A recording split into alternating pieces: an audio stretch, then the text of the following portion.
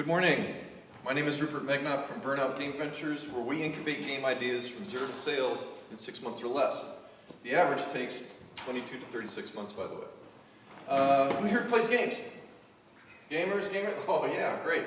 Well, you could probably recognize these titles. These are multi-billion-dollar game titles. Now, when was the last time you heard of a movie doing $2 billion at the box office, right?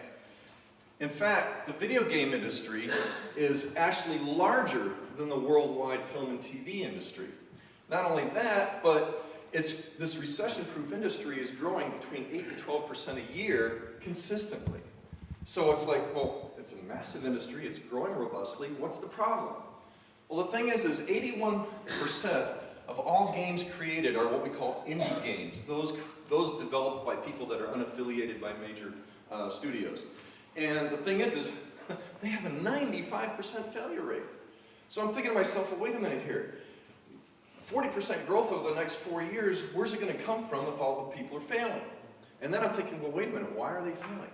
Well, just like me 35 years ago, when I was my first startup, these game entrepreneurs just don't know how to make a business out of their game idea.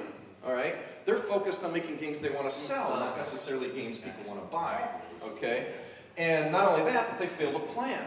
So their scope and their schedule and their marketing are basically going out the window. All right? So what I do is I've set up this program where we provide them access to all the talent they need, all the resources, all the proprietary processes, and the motivation they need in order to create great games that will sell. Okay? So let's talk a little bit about talent. We currently have more than 275 people in our core talent pool, and through partnerships, another 2,500 more. We really don't have much problem finding people to work on our games, any more than anybody else does. And as far as clients are concerned, well, our clients in our talent pool are exactly the same demographic and the same target market, except our clients want to own their own studio. So in Orlando, there's a thing called Nomicon, which is the independent games group. There's 1,300 people that are members of that. These are all potential talent or clients for BGV. And there's thousands, tens of thousands of these around the world. And couple that, so we're as scalable as you can get, right? I mean, I can have 5 offices in 5 years around the world. I can have 25, I can have 50. It just depends on the cash flow, right? So let's talk about the business model. Well, the primary component of our business model is that we are all entrepreneurs. Nobody gets paid until the game ships, including me, unfortunately. So the thing is when you remove salaries from the equation, what we're effectively doing is eliminating 75% of the cost of making a video game. All right? Remember those proprietary processes? They cut another 20% from the cost. So instead of $700,000 to $800,000 to invest per indie game, we are basically doing it for $5,000 to $15,000. Now, can you imagine what that does to our ROI? And where's the ROI coming from? Well, we're getting up to 50% of the net revenues of every game that we help develop for 3 years. Plus, we get 20% equity in the companies, up to 20% equity in the companies we help start as well. So, as you can imagine, here we've got mobile games, VR systems, PC console, people. We're a mutual fund of video games, right? Look at our model, look at the fact that we're doing multiple games and genres, and we're probably the only game company that I certainly know of that doesn't need a hit to be successful. All right? So, our current status is I've been doing this full time for 9 months. We have 132 game developers working for 10 startups, 7 of which I've created or helped create, working on 12 projects, and we've already released our first game, which was reviewed by PewDiePie. So, basically, who the heck am I? Well, I've got 35 years of entrepreneurial experience, mostly in high tech, and I taught aspiring game producers at the master's degree level project management processes, and these former students now are managing billions of dollars of game IP. And I've also put together a group of world-class advisors. We're talking guys who've worked on World of Warcraft, StarCraft, all the Marvel and Star Trek franchises, Alone in the Dark, Splinter Cell, Assassin's Creed, helped Oculus get off the ground, and several top executives from EA, former top executives from EA. So I've got 15 of them now, and I'm adding more as we go along. And so basically, I put about 80,000 into it so far, and that's just basically for all the resources and whatever that we need in marketing and whatnot. And yeah, don't forget that, right? So, you know, we're looking for additional funding, and mostly to provide 4 people, to bring in 4 salaried people to handle marketing, project management, production, and human resources. And so that's basically it. I realize this is the Guppy Bowl, so I'm here to receive your constructive criticism. Thank you.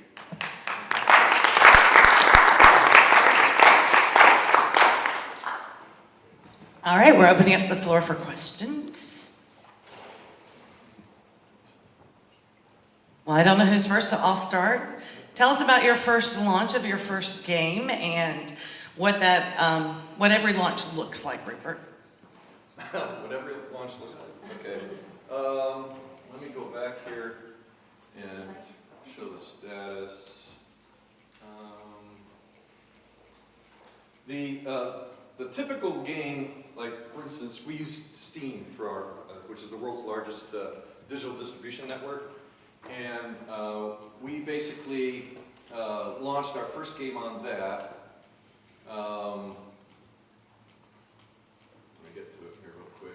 So it's called Bit Evolution. And when you first start a game on Steam, you have to go through what they call a green light process, where you present your game to the community of Steam, and then they vote for you. The average game, 32% of the games that get into green light actually get greenlit, okay? And those that get greenlit usually take 17 months to do so. This game did it in less than 6. And then once you get out of that, then we went to the early access, which is like beta, right? So I made sure that it was a complete game, even though it wasn't like the full game. It was 2 levels and 2 worlds instead of 4, but it was a fully playable game. And only 36% of the people, of the games that go in through early access actually graduate from early access and get released. This game, and it usually takes 19 months to do it, we did it in 19 weeks. So we've sold several, about 10,000 or so units so far, and we're in the process of doing a 6-month marketing effort to get the game, because it usually takes about 6 months to get some traction. But that's basically what we do and how we do it. I hope that answered your question. Okay. Yes? Are all of the games paid to download? Are you doing an advertising model in any of them, or is it mixed up between the various games? We are looking at all different kinds. We have freemium mobile games we're working on. We're working on pay up front, 99-cent, $1.99 mobile games. We've got console games, PC-based, Mac, you name it. I hope that answers your question. Okay. Right here, Rupert. Hey, Bill. Most brilliant presentation. Thank you. So kudos on that. So hypothetically, I have an idea for a couple hundred video games. I come to you and I say, hey, I want to build this game. Can you walk me through what that process looks like? Well, the first thing we have to do is you got to keep in mind that we've got enough business to last 12 to 18 months right now, and we've got so basically what you do is you have to pitch us your game idea, right? And so I give you 8 minutes, right? Because Einstein said if you can't explain it simply, you don't know it, right? So in 8 minutes, they've got to tell us exactly what their game is about, so we know enough about what the game is, who their target market is, what the budget is going to be, the bootstrap budget's going to be, as well as a path to profitability. And once they get that, I'd look at it. If I like it, then I give it to my team, my PMO, and they look at it, and if we approve it, then we bring them in, and then I let them loose on the talent pool.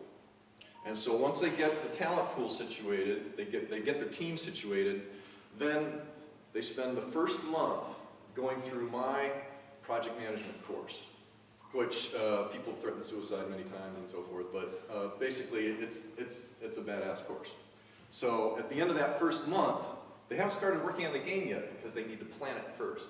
So at the end of that first month, they've got their project charter with all their objectives and goals and everything all laid out and stakeholders. They've got their game design document, their tech design document, their work breakdown structure, and their capacity plan, all mapped out in that first month, okay? And then the second month, while the team is starting to develop the game, I put the PMO, or the project management office of the team, through another 4 weeks of business development, finance and accounting, marketing and sales and PR and all these other areas of instruction. And then while the team is working on the game, and within 6 to 12 months, they've got a title. Does that answer your question? It did, Okay. and the follow-up on that is, if I simply wanted to bring you the idea and hand it off and take a cut, or commission it myself. I'm open to that. Okay. Sure. Oh, come on. There's got to be more questions than that.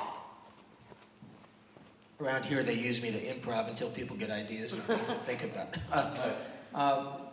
The thought hit me several years ago, put together a funding group, and it was kind of like a mutual fund of projects that were 10M to 10B, which is kind of what you're doing. You've got a mutual fund here of games, right? It got to a point where, to qualify who we wanted to even bring in, we decided to establish a grading system that they took the test themselves and graded their own business plans. If they scored 70 or higher, we looked at it. I think you're going to get to a point where when people get wind of what you've got, so one question is, how are you getting to the gamers? When they get wind of what you got, you're going to have a real onslaught. You'll be busy just listening to 8-minute presentations, and you can be around the clock. Well, actually, what I do is I get about 2 or 3 a week. And what I do is I have a rubric, and it's on the website, so the people who are applying can download the rubric and our policies and procedures for applying to pitch. And then I grade them on that rubric, and they have to do at least 80% in order for me to even go further. And then we go with that process. Yeah. Are you familiar with Cheyenne? Rings a bell. Yeah, they do billions in the gaming industry. Okay, well, now I'm just curious, because are you looking, what is your exit strategy? Exit strategy is basically just a buyout. That's what I think, Cheyenne. Yeah, so, or, just basically, I'm looking at convertible debt, because a lot of people have come to me about convertible debt. I'm like, sure, I'm fine with that. But it just depends. I'm open at this point, because I'm trying to, games, I mean, 10% a year growth doesn't even include education. Okay? Can you imagine what will happen? We're 28th in the world in education. And when you look at the other 27 and you say, what do they have that we don't have? And you look and they got games in the classroom. So can you imagine the explosion in the growth of the industry that would happen if we could actually start getting games into the classroom? And these indie game studios are the ones that are going to do it, because they're going to come up with stuff really fast. They're going to be moving them out, and they need a conduit to get them into the classroom. So that's another thing that we're going to be looking at as well. I got a quick question. How do you track the performance of the artists and all the staff that was working on the game? Do you have any analytics or some type Well, of this is part of the, how do we track performance? So this is part of the proprietary processes that I helped develop. We've gamified our project management processes for game development. So we keep track of the time that you put into it, and the tasks, and the degree of tasks that you do, and you generate points for that, so that whenever a check comes in, we just divide your points by the points that the team generated, and cut your check, and have a nice day. Got a question. Yes, sir. I have a grandson. At 5 years old, he was actually critiquing adults on playing online games. So Nice. getting this Nice. in the classroom is amazing, because I see the difference that it makes. My question is, of course, with your ability to turn around time so quickly versus what's out there in the real world, is it proprietary information, but what do you do differently that is, to have that ability to get it out there so quickly versus what all the big companies are doing? Okay, see this foot right here? This foot right here is my proprietary. Okay. What I do is we have proprietary project management processes that have been designed to ensure efficient use of time and productivity with regard to getting the games out there. Now keep in mind that the typical person that works on our teams is averaging 10 to 20 hours a week. They're not working full time. Yes, we have some teams that are working 40, 50 hours a week or so, but our target market is people that already have jobs, or they're paying their bills because they're not getting paid for the games. So, or they're students, or whatever the case may be. And so we've designed the production process with that in mind. So Pretty much. So you just had shared that your team, you pay them in some type of capacity. How is it that you pay your team members, the people that are your interns? It's through revenue share. It's Okay. all revenue share, yeah. So whenever the game sells, then we get the check from Steam or Apple or Xbox or Microsoft or whatever, and then they cut BGV their share, and then they divide up amongst the team based on the points that the game's generated. So you use a tracking system of some type of I don't know if it's Yes. proprietary. Yeah. So yeah, okay, got it. Yeah. Any more questions? I like questions. Any more questions? What does your internal course look like? My course? Yeah, that business course that you put them through. Well, the project management course is basically, I'm giving them homework, right? And it's 10 classes, and I cover all the areas of project management. So it's scope, schedule, cost, quality, human resources, communications, integration, procurement, risk management, and all that. And so, like I said, by the end of the month, they've got all the planning documentation they need. And let's face it, a plan isn't complete until the project's complete. But at least it's like waterfall. We have like 95% of the game is planned at that point in time. So then I usually set aside 20% of the schedule to do all the planning up front, and then the rest of the time we're at much higher efficiency because of that. Does that answer your question? Okay. I was curious what type of contract you have with your programmers as far as getting involved on a project, and what's the fall off rate? Like, I can imagine that there would be some programmers that would start and never finish the job. So how do you manage the people that are working on each game? Everybody comes in and works directly for our client company, not for us. And they sign a work for hire agreement stipulating that they're working for the revenue share portion of it. And we ask them to put at least 10 hours a week in, though, like I said, most people do 15 to 20. And our fall-off rate, well, we actually experimented with paying people. And of the people that we paid, 78% of them were, or 76% of them were gone within 3 months. On the other hand, of the 167 other people that we haven't paid so far that are strictly revenue share, 78% of them are still with us. And that's been going on, and the average person's been with us for about 10 months. So don't tell me anything about, hey, they gotta be paid. No, these are entrepreneurs. These are people that are driven, they're passionate, and they really want to make their businesses work. So we have a question from our YouTube chat function. Awesome. So the live stream works, great. Would you be willing to engage a client from a different location, for example, different city, different state, country? Yes, of course. I'm speaking to people right now from, let's see, Colombia, Germany, and Canada. So yeah, I'll talk to anybody. We're all remote right now, so I mean, with 275 people in our pool, we got 132 working for us now. It's like, they're all over the place. Yeah. In fact, one of my project managers for my VR project, we've got patents in virtual reality and simulation, so one of our VR project managers is in Ireland.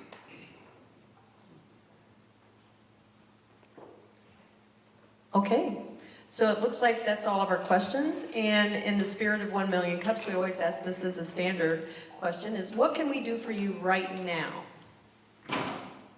Well, what you can do for us right now is, first of all, you can support our game. Go to Steam, look up Bit Evolution, and that game is like $8.99, $9.99, depending on if there's a sale going on right now.